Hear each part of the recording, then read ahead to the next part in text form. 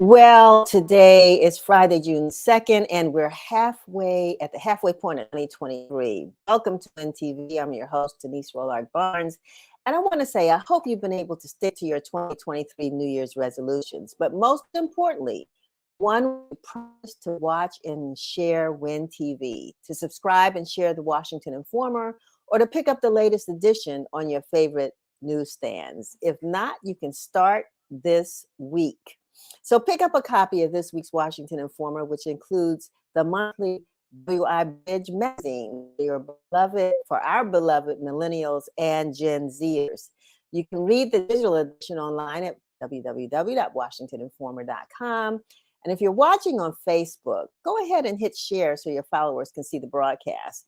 And if you're watching on Twitter, be sure to follow us and we'll follow you back, and be sure to subscribe to our YouTube channel at Washington Informer TV. That's one word, no space, Washington Informer TV. We're going to start a campaign pretty soon because, we're trying to get more viewers, get our numbers up. And if there are any ideas or any suggestions, either on guests you would like to have us to interview on WIN TV, topics you want us to talk about, or anything we can do to make the show more interesting, because we know we love providing great information and educating and informing and entertaining and inspiring information. Anything we can do that makes sure that we do more of that. We want to hear from you. So reach out to us at news, at washingtoninformer.com. That's news at washingtoninformer.com. We would really love to hear from you. And in addition to everything that's going on in the city this month, we have a couple of opportunities that we want to share that we hope will allow you to spend some time with us.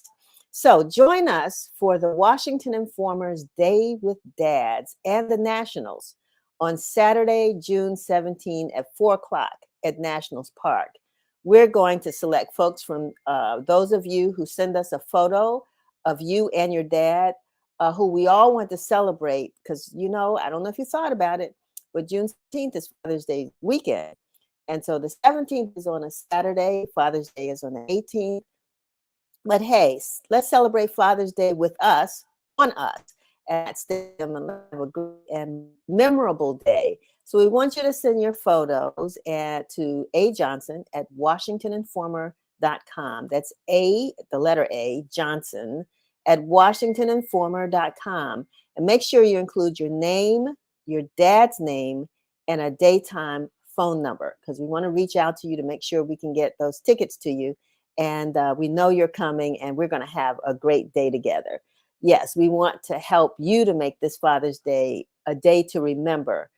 And we've got another opportunity. Washington Informer Charities is headed to Montgomery County for our 11th annual African American Heritage Tour on Saturday, June the 24th. So we want you to come and spend the day with us on a bus tour to some of Montgomery County's most historic Black sites, Black history sites. And, when we do these tours, as I said, this is the 11th annual tour, because we've been to places like Black Georgetown, we've been to Annapolis, Baltimore. As you all know, we went to Josephine City in Virginia last summer for Juneteenth. We've done places right here in the District of Columbia, Black townships of Prince George's County. We get around, and it's a one-day tour where we also like to make sure that we feed folks. So when you join us at 7:30 a.m. and get back at 6 o'clock p.m., we want you to know that we would have fed you breakfast, lunch, some snacks, done some trivia games. You'll get some, mementos to bring back with you. We want to make this a great event.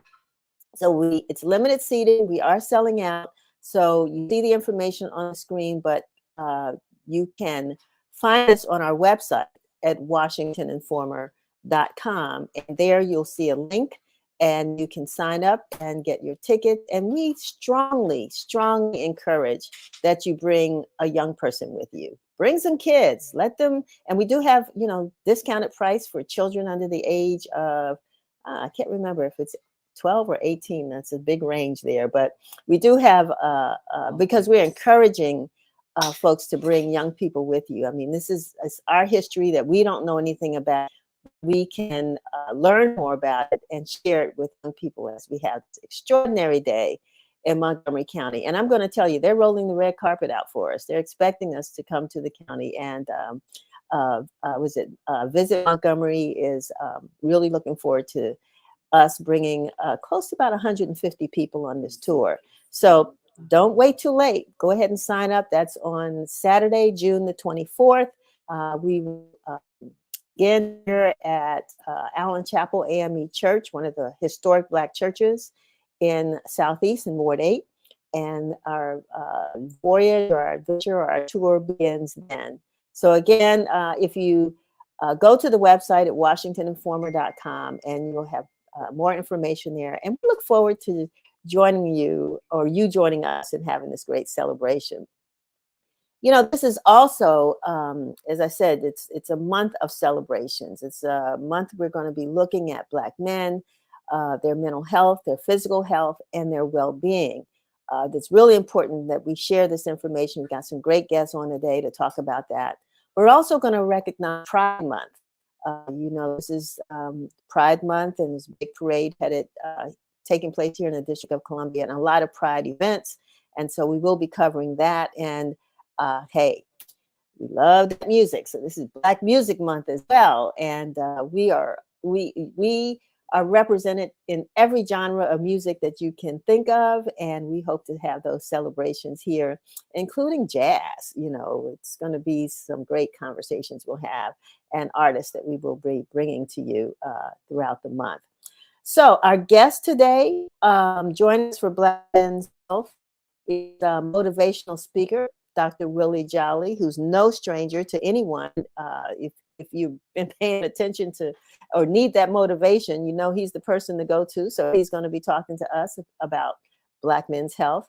We also have Imam Alfred Muhammad, who's going to let us know what some of the resources are that are available for the mental health well-being of Black men. Sometimes, you know, first of all, we don't seek help when we need it. And when we need it, we don't know where to go to get it.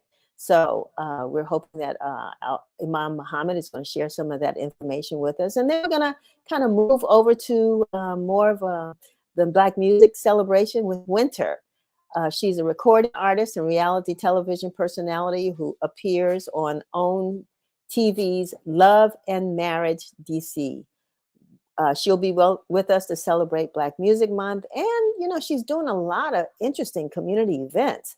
And so looking forward to having that conversation with her. So before we bring on our first guest, let's watch our weekly news broadcast by Curtis Knowles. This is WIN TV News, bringing you the news that matters. Amazon's doorbell camera unit Ring has reached a settlement with the U.S. Federal Trade Commission regarding privacy, according to a filing on Wednesday with the U.S. District Court for the District of Columbia. As part of the agreement, Ring has agreed to pay $5.8 million. The FTC said Ring gave employees unrestricted access to customer-sensitive video data and said, quote, as a result of this dangerously overboard access and lax attitude towards privacy and security, employees and third-party contractors were able to view, download, and transfer customer-sensitive video data for their own purposes. As part of the FTC agreement with Ring, which is good for 20 years, Ring is required to disclose to customers how much access to their data the companies and its contractors have. Democratic Governor Tim Walz of Minnesota signed a bill into law on Tuesday legalizing recreational marijuana use in the state. With Walz's signature, Minnesota becomes the 23rd state to legalize adult use cannabis and the third Midwestern state to do so. Under the measure, Minnesota residents who are 21 years and older will be able to possess up to 2 ounces of marijuana flower in public and 2 pounds at home starting August 1st. It also gives people with marijuana convictions a chance to clear their records by automatically expunging low-level convictions and establishing a review board to determine eligibility for higher-level offenses. Democratic State Representative Zach Stephenson, the bill's sponsor, said in a news release, quote, this bill creates a safe, well-regulated legal marketplace and includes the best practices for consumer protection, health, and public safety. With overwhelming bipartisan support, the House voted Wednesday to pass the debt ceiling legislation negotiated by Speaker Kevin McCarthy and President Biden, sending it to the Senate with days to spare before a potentially disastrous default. The vote was 314 to 117, with 149 Republicans joining 165 Democrats. The bill would extend the debt limit for 2 years alongside a 2-year budget agreement if signed into law.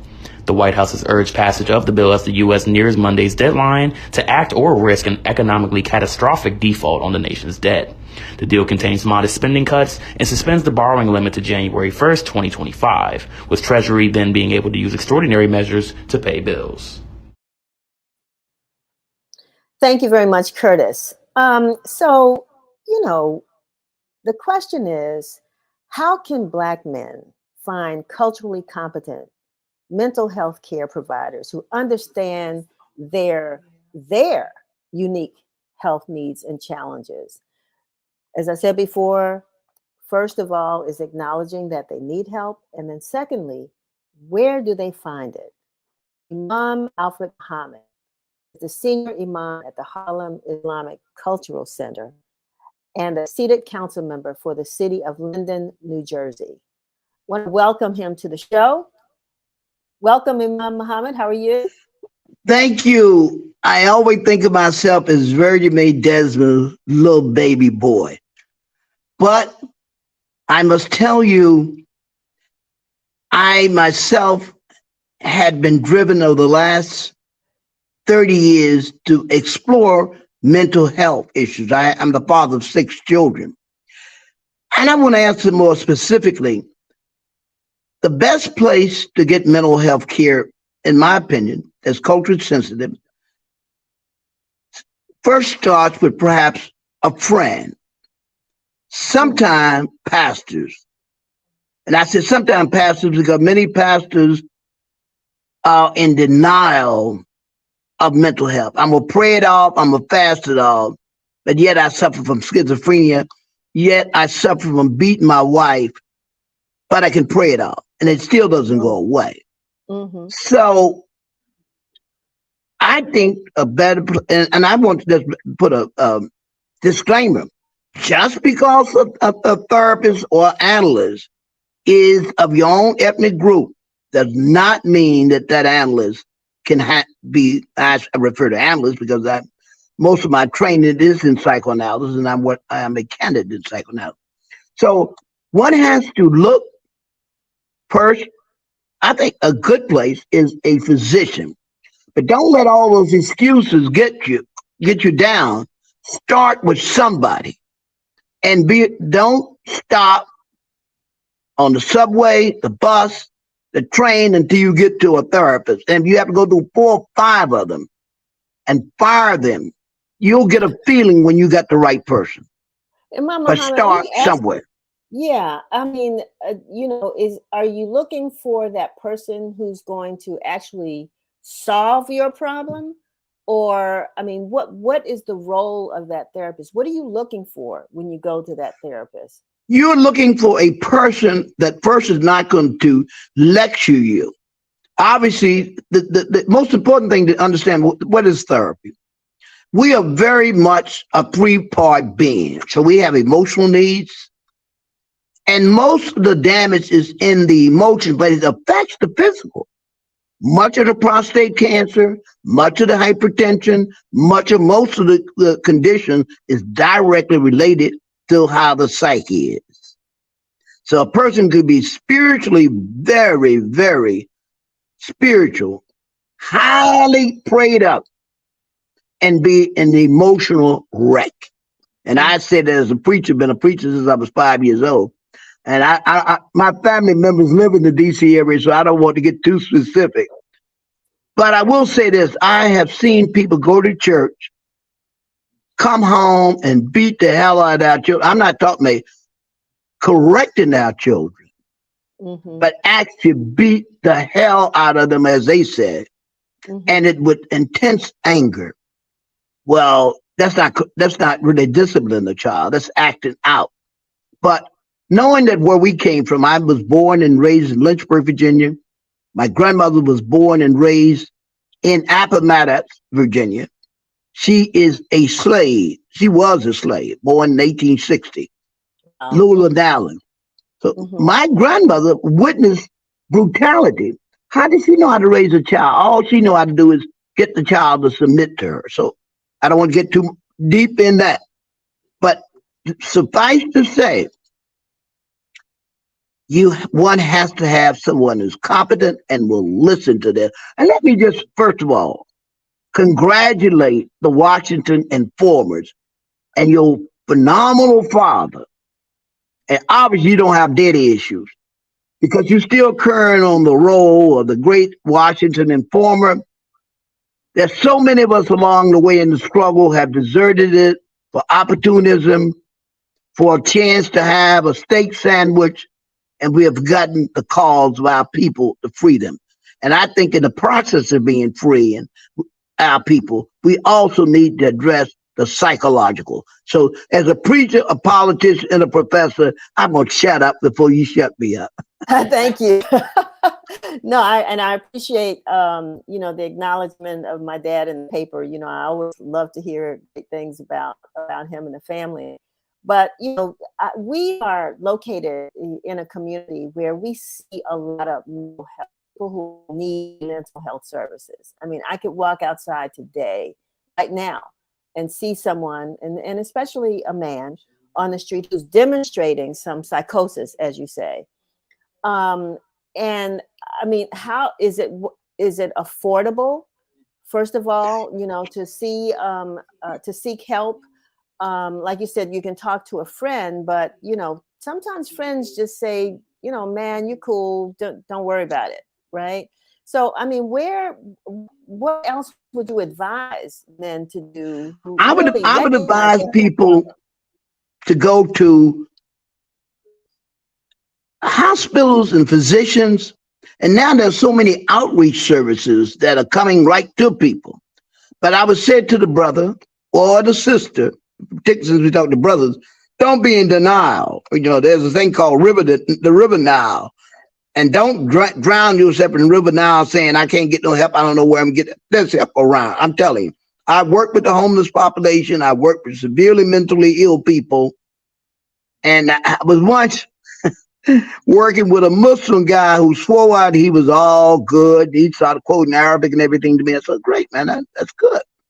But I said, there's a verse in the Quran to show me the straight way. And I said, well, you know what you need, brother? I'll tell you what the straight way means for you. Don't go on that bus, this bus, go straight to the nearest medical emergency center because you need help. And in fact, you say you don't have money, and I know you probably do, but let me go with you. So we need pastors and ministers and others to just encourage people and understand that you're dealing with people with threat levels. No one wants to be told that they have a mental illness. That's in the first thing. So that's why there's so much denial. Even though we most of the time, and people say, I don't need nobody to talk to me. No, absolutely you don't need anybody to talk to you, but you do need someone to help you heal. And I always tell a brother, you wasn't messed up by yourself, and you're not going to heal by yourself. So you better get with somebody that can help you heal. Is it, and I know that for some people, sometimes medication is prescribed. People don't want to take medication. They don't want to, I mean, there's a lot of, like you said, in denial and a lot of things that they don't want to do that they feel as though getting mental health services will require them to do. But, once you go in and start talking to somebody, what are some of the things that they will be able to see that's helpful to them? I mean, you go to a doctor, he gives you a pill, you walk out, you feel better. Mental health people, it doesn't work that way, right? And how does it work? Let's talk about. Well, here is a big problem too. And this is a real new recent problem in the field of psychiatric help. Most psychiatrists are not competent to do psychotherapy. People that have mental illness, which is the mental illness that requires medication. Most people are borderline personalities or neurotic. They may not need medication. But the problem with many psychiatrists, all they do is give medication. I'm not denying medication, because in many cases, it is a must. That can't be in the psychotherapy if a person is hearing voices and they are getting ideations of suicide. I think we need to change the mental health rules again. And I'm thinking of my dear sister, my favorite sister. Well, the rest of y'all listening, I love y'all, but my favorite sister was a nurse at St. Elizabeth Hospital. In fact, she was the nurse of John Hinckley. Now, I don't think, even though she was a psychiatric nurse, she had very little understanding of the psychiatric needs. Mm-hmm. But I would say this, I love you, dear Ruth. But the thing is, I have to tell people, psychotherapy helps you to talk about what is going on with you. Mm-hmm.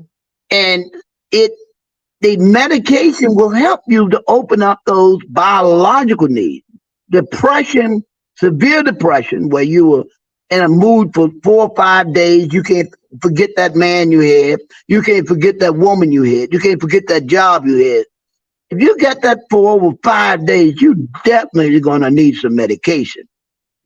And it can't be this herbalist stuff. And this is another problem for us, is these herbalists create a lot of denial, and some preachers do. But now I have to say that the first person that turned me on to mental health was really the son of Elijah Muhammad, Imam Wardeen Muhammad. He's one of the first religious leaders among African Americans to push the need for mental health. And in fact, he brought Dr. Naeem Akbar, where everybody pretty popular, to head up our mental health. And I mean, actually, when I met him, I kind of got angry. What the hell? I'm a Muslim. I've been a Muslim, at that time, maybe 30 years. What the hell I need to see a mental health guy, clinical psychologist at this? What are you saying inside? I'm saying, Imam, what are you saying? Right, but later on, there many crises came in my life. I knew what he was saying. You need help too. And I availed myself with the help, and I'm very proud. And despite one lady I was dating, she said to me, I was married to her actually. She said, what the hell is wrong with you? I mean, I'm with a man and he's crazy, been in therapy for 30 years. I said, yes, because I've been damaged. And I think you should join me in some therapy as well. So, Imam Muhammad, we gotta move on. But in closing, what would be? I mean, if you could just think of one thing that you think is a strong message, especially to Black men, about making sure that they think about getting mental health services. I mean, how would you? What is your word of encouragement? First, there's no shame. Throw the shame and embarrassment away. And look at mental health the same way if you had hypertension. You would go and take care. I hope you would. A lot of us don't take care of that either. Exactly. Or you have diabetes. A lot of us don't take care of that. But there's no shame. And I think some of the best care you can get is at these mental health societies, because it's low cost.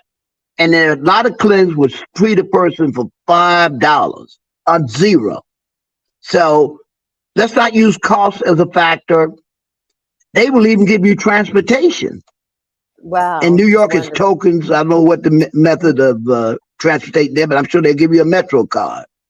So let nothing get in the way of you getting help. And with that, I shut up and I thank you, and I'm honored and privileged. Well, I wish I could be with y'all Father's Day.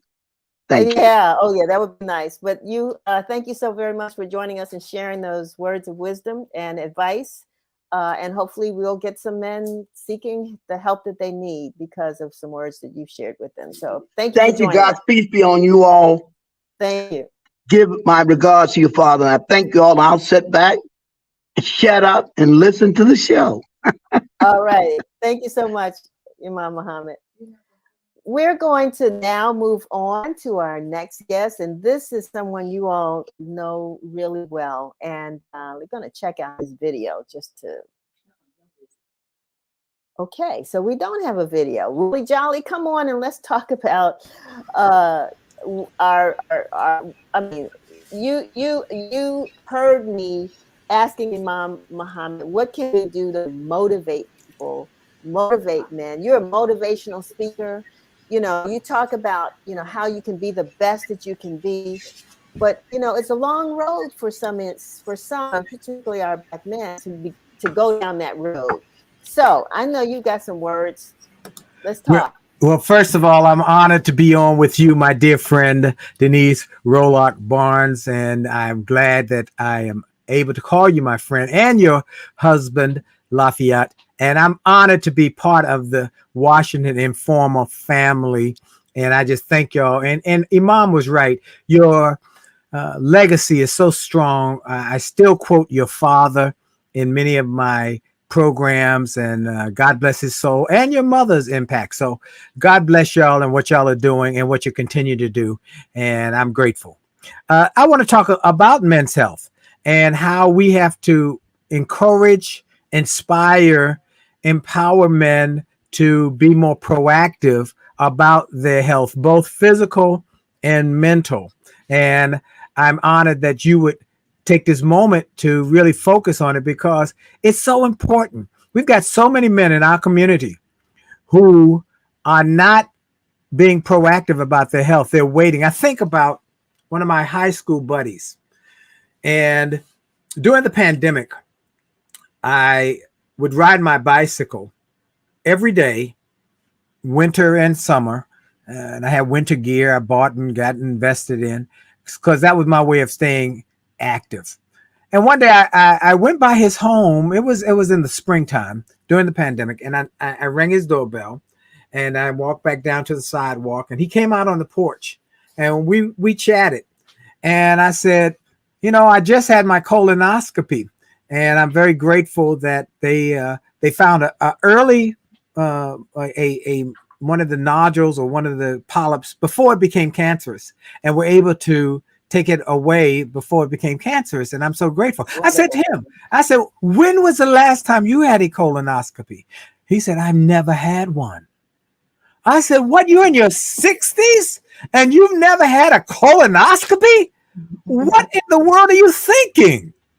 And I encouraged him to go get his colonoscopy, but he wasn't being proactive about his health. That said, I recently eulogized him at his funeral because he got esophageal cancer, and it could have been caught if he had just gone for the regular health, but he was afraid of doctors and he did not do the things that were necessary. I'm encouraging men to, one, get an annual physical. You should have a family doctor. You need to have an annual physical. Number two, you need to have a prostate exam as part of your annual physical routine. Men need to have a urologist that they go to see annually and go and make sure your prostate, because far too many Black men die of prostate cancer when it is either curable, treatable. When it's early, there are options. But we all know men who got to stage 4. And so we want to make sure you get your physical, check your blood work, and then get a prostate exam. And then you want to eat well and exercise. Eat well. I've had to make a change in my diet, Denise. The older I get, So I'm encouraging men. Yes, go ahead. So Dr. Jolly, one of the things that you just did, right, in giving that 1, 2, 3 things that you need to do, a lot of Black men don't get that. Yeah. Right? We have kids that are growing up in fatherless households. So one, they don't know family history. Right. They may not even know what their fathers died, what they died from, and there's some things that are hereditary. Right? Yes. Then don't have that person, unfortunately. Once we get through the early years where the school requires that we go get those physicals, and women may tend to do it more because of things like our monthly cycles and all that, pregnancy, different things that require us to see a physician. Right. There's not much that requires a man, unless he really feels sick, to go and do those 3 things that you talk about. One, making sure that they have a practitioner, a doctor that they can see annually. They don't know that. So I'm glad you're here today. I'm just trying to figure out, how do we get that message out? Well, we keep putting it out, and we keep people like myself who have influence on people because of my speaking and the radio and the television and the books. I keep beating the drum, and I'm encouraging others to ask their friends, like I asked my friend. Ask your friend, hey man, when was the last time you went and got a prostate exam? Have the conversation. And sometimes we don't want to do that as men. We don't want to talk about the things. We want to talk about the sports and we want to talk. But what about that? There's one more thing, Denise, I think, and the Imam touched on this, mental health. And how are you doing mentally? How are you going along? How are things going? Many times men will struggle through, and then won't just say men, I'll say people, and won't get counseling. And we know as a community, we have an issue with seeing a psychologist, a psychiatrist, somebody who's a counselor, because we think that weakens us. And I want to say to people that it is critically important that you don't think that thought. It is critically important. Look, in 2003, I lost my mother, my brother, and my father-in-law in 30 days. And the first thing I did was go get grief counseling. That's the first thing I did. I called and got grief counseling because I say to people, if you break your arm, what are you going to do? You're going to go to the doctor. You broke your foot. What are you going to do? Go to the doctor. But many of us have a broken heart. We lose a loved one and we try and heal it ourselves. Not a wise choice. What you do is you end up putting the grief on your back like a weight, like a 50-pound weight. And over time, you get used to that weight rather than getting that weight off your back. Go get some counseling. Go get some grief counseling, some family counseling, some individual counseling. I highly recommend it. It helped me tremendously. And I now tell everybody when they lose someone, I send them a note with some recommendations. And one of those is to get some grief counseling or counseling. We had someone on the show, I think it was last week, who with the Department of Behavioral Health, who really shared with us all the, we talked to your mom about it, but there's lots of resources here in the District of Columbia for people who actually need to seek help. And I think one of the things we talked about is we all talk about that. I know in True Confessions, when my dad died, in 1994, I was so angry for so long because I felt as though he had been taken away from me suddenly too soon. And I was angry about it. I was angry at him. So I had to go and work through that, Right, and so right. I understand the need to do that. But, when it comes to actually getting those services and not dealing with the stigma, people just feel as though, there's a stigma behind it. There's a stigma, particularly in our community, community. I was speaking at the Martin Luther King Jr. Week celebration in Topeka, Kansas, and they have one of the biggest and most profound weeks of all cities around the country. And they bring in top speakers, and they have a whole week of activities. And during my speech, I talked about what I just said about how important it is to get health, not knowing that the president of the National Association of Black Psychologists was in the audience, and he came up and said, "I've never heard a speaker promote counseling like you did today." He said, "I just want to applaud you for that." But I said, it helped me so tremendously, and it helped me to get past those burdens that I was carrying. One more thing I want to encourage people to do. First of all, get physical checkups, medical. Then get your prostate and your colon checked, and make sure you do your colonoscopy. And third, you get that mental health checkup. If you have some issues, go get counseling. The fourth thing is, how do you take personal responsibility for your whole being? And as a speaker, what I've learned and what changed my life was my inputs. Inputs determine outputs. Garbage in, garbage out. Good stuff in, good stuff out. What are you putting in? Not only food-wise, but what are you reading? What are you listening to? What are you looking at?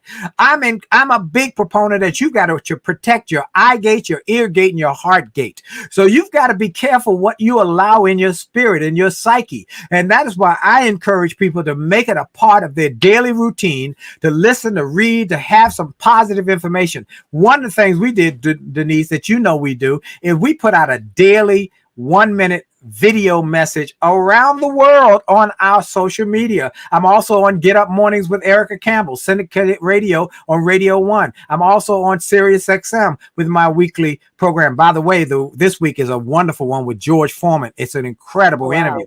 incredible. But every day we put out a Monday through Friday, a 1-minute video to the people around the world with a positive, upbeat, encouraging message to inspire them. And if you want it free, all you got to do is go to WJWOW.com.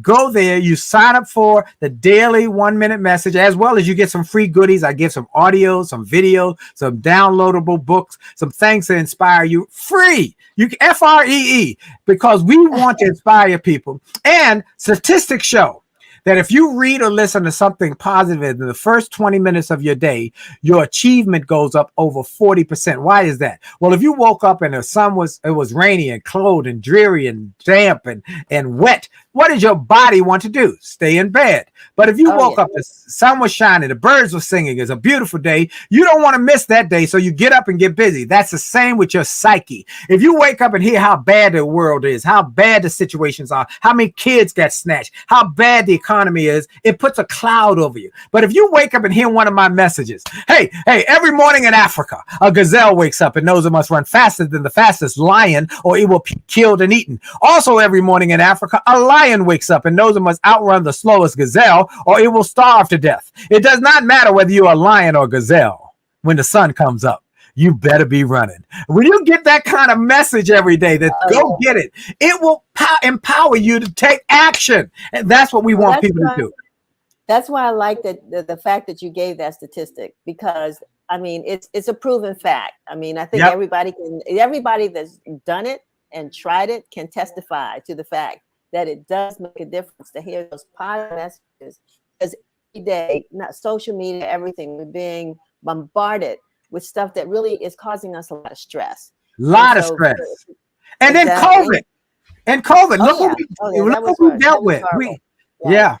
Hey, the Surgeon General. Go ahead. I was going to say there's one other body part we haven't talked about that really, even if we don't take care of that, it can kill us. And that's our oral health. We don't think about that either, right? So that's, and you who are a public speaker who've got that beautiful smile, that's important to Absolutely. you. And men don't do that either.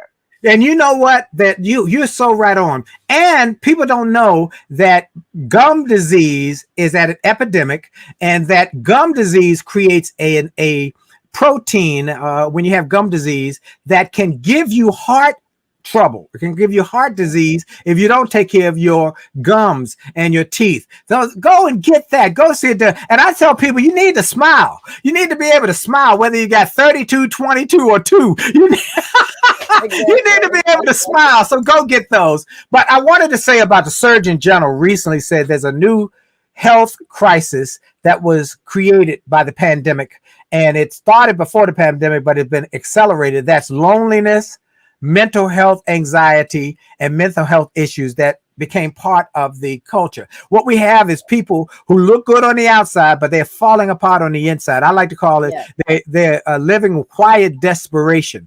And as you know, Denise, and I want to thank the Washington Informer, our community champion newspaper, I am doing a one-man show called The Comeback Show, starting on Father's Day weekend on the 17th. We're going to launch it and premiere it in Washington at a church, a great new church that's focused on community affairs and community well-being. And the pastor and I have been friends for years, and we're going to do this to help people in DC. And many people are coming out from other cities to witness this. We're going to do this one-man show called The Comeback Show to give people strategies to turn the setbacks and the loneliness and anxiety into great comebacks. And it's my story. It's like a Broadway play. It's music and motivation, inspiration, entertainment. It's a Broadway show where I tell my story in real time from being a broke, busted nightclub singer. And I do a nightclub set, about 4 or 5 songs. And then how I got fired when the craze of the karaoke craze was taking over America and replaced by a karaoke machine. And I was despondent. I was depressed. I was discouraged. But somebody gave me a motivational cassette tape, and it changed my thinking. And that tape and that book that they gave me, Think and Grow Rich, which you can get on that WJWow.com. You go there and get that book free. That changed my outlook, my ideas. And as a result of that, I started giving speeches as part of my job with the DC Public Public Schools. 10 years later, I'm named one of the top 5 speakers in the world. A few years later, inducted in Speaker Hall of Fame. And all of that happened because I changed my inputs. Inputs So determine outputs. that Join is us. one of my Yeah, questions. go the comeback When is it show. gonna take place? It's Mhm. it's going to be June 17th. We premiered, and we're going to do it for 4 weeks, hopefully, if we can get that first one launched well.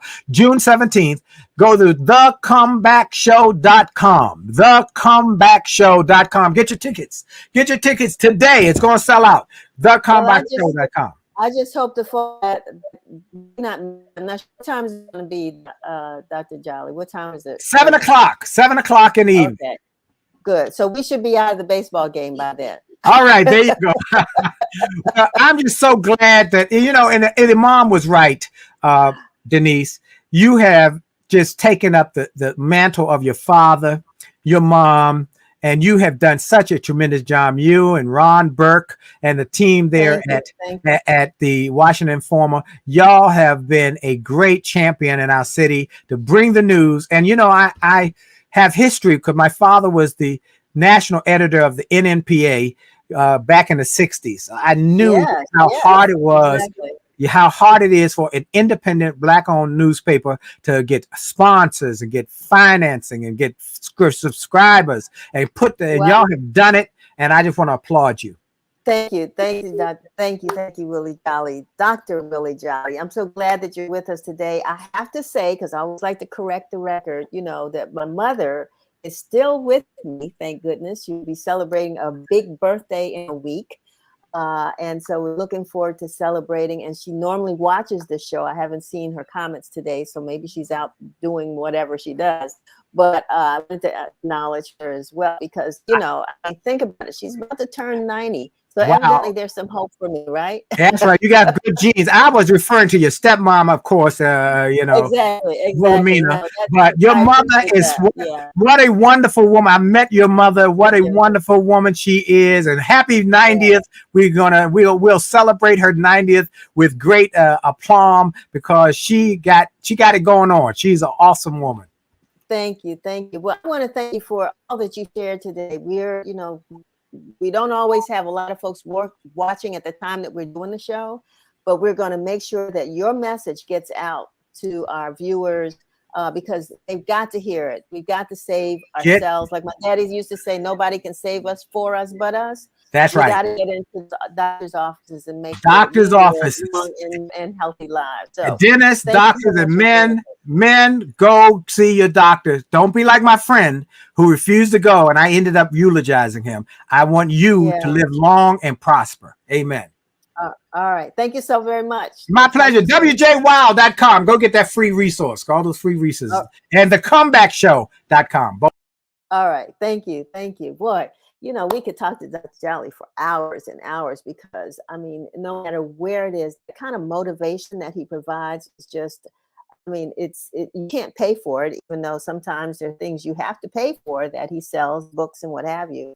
But it's a lot of free information and it's something that you appreciate it, get a chance to expose yourself to what he's offered our community, especially. It's invaluable. So, moving on, and I'm sure my co-host is here, but she's not. So we're going to move on to the next part of our show, which is we're going to talk to, I'm losing something here, Winter. Yes.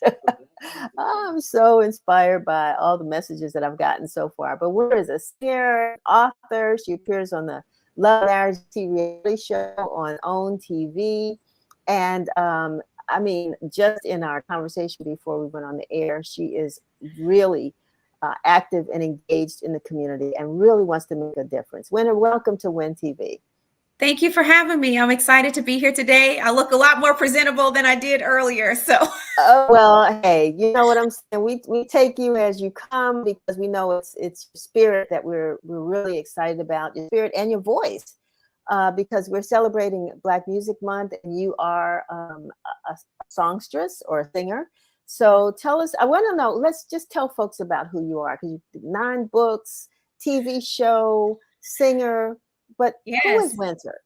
So, first and foremost, I think I always love to start out with the fact that I am a believer. So I am a Christian, but outside of my faith, Winter is a mom, a sister, a friend, an entrepreneur. I am a recording artist, a reality TV star now, and a media personality. So I do things outside of media just besides being on the show. So, and then one of my favorite things is being in the community as a philanthropist, raising awareness for different causes all across the DMV and abroad. So, author, speaker, international speaker, actually have taught and spoke in international master classes across the world. So I'm a busy woman, but I love, Yes, you are. love what I do. So I mean, our focus this month is on Black Music Month, and I think it's good that we do set aside to look at a genre that we have really.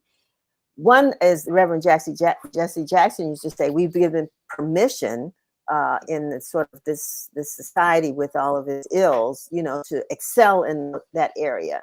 Yes. We're not always recognized for our talent, not equally recognized for our talent. And so Black Music Month is not just only a time to, hear and enjoy Black music, but I think it may have some other messages for people. What does it mean for you to celebrate a month? Absolutely. Focusing on Black music. So more specifically with Black Music Month, we know that as African Americans, music is at the core of who we are as a community.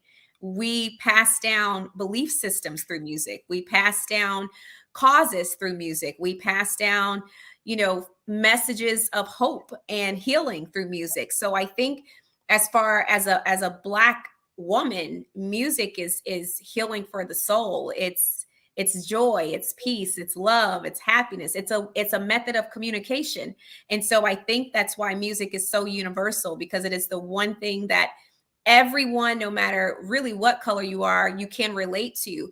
And while as African Americans, we may not have been properly recognized for our talents, we are most definitely solicited for them. And people of every race enjoy what we so naturally have to offer that is unique to our culture and our communities. So it is definitely to be celebrated, but also to be reverenced and in some aspects, because it has truly been the core, I believe, of our movement as the message of just, desegregation and rights. And there's so many things that I feel like music has been that common thread that has really connected us for generations. So I'm excited to be a part of this conversation. So I'm going to say, true confessions. I'm telling a lot about myself today, but, I thought I could sing until I got to the 6th grade. And I realized, okay, maybe I am more of a consumer of music than a producer of music. I don't, there are notes I couldn't hit. And I knew people around me who just had wonderful voices. I just wasn't one of them. So I'm okay with that. But I often wonder at what point in your life, and and I think about that with other people, do you recognize that you really have a talent? I can do this. I could have told myself I could do it, and but I'm not. So how about yourself? So that's interesting. And I always say to everyone, inspired you too? I want to know about that as well. Absolutely. So everyone sounds good in a crowd. Let's start there. So in a crowd of people, everyone sounds amazing, and everyone sounds amazing in the shower. But I began singing at the age of 5, and it was pretty noticeable then that I didn't have a 5-year-old's voice. So okay. I have always been in church choirs, leading songs. But I knew when I was actually promoted as a leader of a song in the Sunshine Band that I could actually sing. And I began at that point participating in pageants, and singing was always my talent.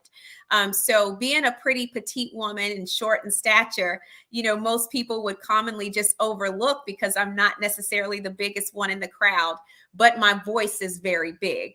And so singing was a way that people actually paid attention and recognized me for being a person. So I would say a large inspiration for me is church. A lot of my roots are church. A lot of my sound is churchy, but that Mhm. R&B soul is rooted in being raised in church and being over choirs and leading songs. And so my biggest inspiration growing up was certainly Whitney Houston, Aretha Franklin, Gladys Knight, Anita Baker, and Sade.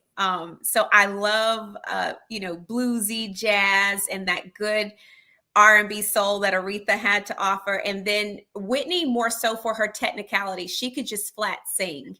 And I think Mhm. that's what's Mhm. so different about the sound today. Everyone is AI or, auto-tuned. And that's something I ask. I ask that my auto-tune is kept to a minimum because I said I want people to really know I can sing. I don't want a ton of the extra Right. stuff. But Whitney is to be respected for the fact that she was just a flat singer. So those are some of my core inspirations from the time I was little. And I just have always sung. I mean, it's just always been a part of me. I went to college on a partial vocal scholarship. And so, See, and people don't think about that either. You know, how they can, young people especially, I mean, they don't, being in the band, being able to sing, different non-traditional sports, there are absolutely. things that will get, that are a ticket to college if you still have to work though, right? You still Yes. have to work. It's not like I got this great voice and I don't have to do anything and just go to school and sing. You still have to work, right? No, your vocal cords are a muscle. And so just like you have to train your muscles if you're in any sort of physical sport, you have to train your vocal muscles to be their best if you want to be great at singing. And so I am 41 years old. Singing was never, or singing professionally was never an endeavor until recently. I just really kind of like, I really want to do this. And my love was rekindled for it. So I'm in vocal training now to stretch those muscles and make sure they're at their best. But it is work, but there are doors and opportunities that can be attached to truly perfecting your craft and using your voice. So, okay, thank you. That's what I need, some therapy, and I need some voice muscle exercises. And who knows, maybe I can sing back up winter one day. One day. Just joking. But, again, this is a time of the year when we can really sort of acknowledge, as you talked about earlier, all of the different genres of music that we as African Americans perform. And Yes. so, and you talked about R&B, you talked about gospel, now in country music. There are other areas that I can't think of them all, but what does that mean, for you to know that, Black folks are sort of stretching out opera, Yes. classical, that kind of thing. And musicians, I mean, working with musicians, that's a tough one as well, but they're striving to make a name for themselves. So, I mean, what do you see going forward with regards to either Black Music Month or the celebration of Black music? I believe you're going to continue to see the evolution of our reach in different genres of music. I think for far too long we've been limited to genres like gospel or R&B or jazz or blues. Those are the things that I feel like the world at large expects from Black people. But now we do see us branching off into country music. And I just met a Black opera singer recently. Coincidentally, though, and this may be a fun fact for people, these are not genres that Black people are new to. It just has not been mainstream. And so I love that now with the birth of social media, we have the opportunity to publicize the fact that there has been a sincere love for these various genres for quite some time. It's just that now we have people that are willing to be that representation that we've always needed to stand up and make a name for themselves, to say, hey, we are not one-sided. We're not one-trick wonders. We are multifaceted artists and creatives, and we can certainly hold our own in these particular spaces. So I love it. I actually grew up in Arkansas, and so I love country music. I love country music. So I love to see us represented in that space and really say, yes, we can do this. And one thing I love about country music is that it is a rare genre of storytelling. I love the ability Yes. for Mhm. country singers to really tell a story and really speak to our life's experiences. And I love that we as African Americans are learning to embrace it and really make it our own. So we're going to continue to see that. And I think as the world continues to grow and evolve, you're going to continue to see us push, just the boundaries in these spaces and really kind of reinvent it, because I love us and our ability to really be creative and transform different genres of music. So I'm curious to see how these things evolve and grow and really create and cultivate new audiences and their love for these genres of music as well to pass on for generations to come. So before, because I don't want to go without talking a little bit about Love and Marriage, DC, and what have for those who have not been following the show, what have they been missing? What is Winter's role in Love and Marriage, and why should we watch? Oh goodness! So what have we been missing on Love and Marriage, DC? So we're in season 2 of Love and Marriage, DC, and a lot has evolved and changed.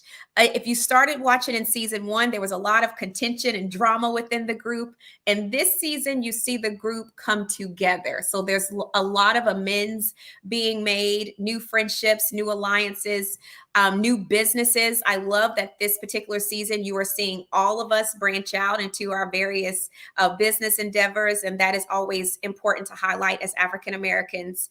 If you have not been watching Love and Marriage, DC, you have been missing out on a good time, because we are good TV. And I really will say, at least for our show in particular, I feel that we provide something unique with showcasing reality TV from our nation's capital and how diverse and current DC is in the media space and event space. There's always something going on in the city, and that's what I love about living in this area. So I love the opportunity to showcase the nation's capital through the eyes of an African American collective group of entrepreneurs and people who are really about their business and really doing good in this particular space. Why should you watch if you're not watching? Because what else are you doing on a Saturday night at 7-8 p.m. When we're not out and about and enjoying some of the great culture that DC has to offer? So you should watch, because it really is a great, great show. And there's so much more to come. We come back this summer. The second half of the season airs, and the drama and the juice and the celebration of amends and friendship continues on, but it's really going to be an incredible second half. Well, I congratulate you, Winter, for all that you're doing. I mean, we haven't talked about the fact that you're going to be over here at Ballou High School today celebrating the students who are getting ready to do their prom tonight, and all the work that you do community. So it was really great that you had some time to carve it for us. And I'm really wishing you the best. I really am. And I'm going to check out Love and Marriage with DC, because I'm not doing anything on a Saturday night. At 7, you said? 8 p.m. Eastern. So 8 p.m. every Saturday night. Oh, that's even better. The later you get, the less I'm doing. So looking forward to it. Absolutely. Thank you for having me, Denise. This was really, really great. All righty. Talk to you soon. So thank you all for being with us today. I really appreciate you spending the time. I hope that you enjoyed the show. We want you to put yourself this weekend, actually this whole month, because there's so much going on. We didn't talk about Juneteenth that's coming up, right? And so there's a lot that's going on we hope to be covering. We might see some of you out with us, hopefully, or maybe you'll be at the Afro Latino Festival. I think that's this weekend. It's a lot going on. So enjoy the weekend. Be safe, take care of yourself, ask your loved ones, have you had that checkup, particularly the Black men in your life. Make sure that you stay on them about doing the things that they need to do to live long and healthy lives. So on that, enjoy the weekend. We'll see you here next week.